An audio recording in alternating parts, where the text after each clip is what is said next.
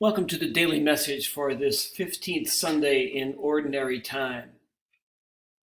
Rather than focus on one of the scripture readings per se this Sunday, I'd like to take just a moment to offer a bit of reflection on the responsorial psalm, which comes to us from Psalm 65. Notice that it says, "The seed that falls on good ground will yield a fruitful harvest." So what is that good ground? And what is that fruitful harvest?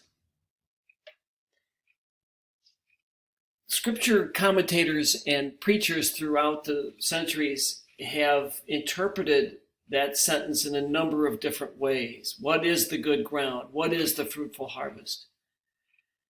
I submit that the good ground is us. Have we been prepared to yield a fruitful harvest?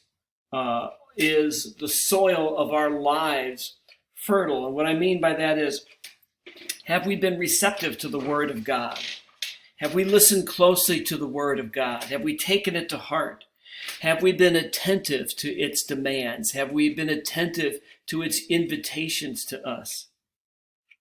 Are we therefore ready to act? Because among other things, being a Christian means being ready to act, to do the right thing, to do the compassionate thing, to do sometimes the hard but loving thing.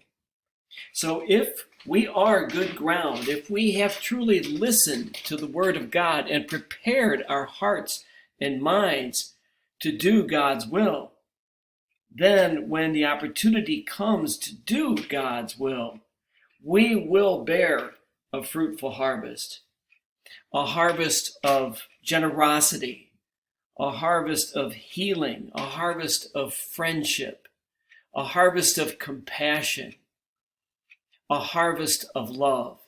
And so let us pray that we might be that good ground that is ready to receive the seeds of God's word, to receive the seeds of opportunity to do something good so that we might yield a fruitful harvest for the Lord.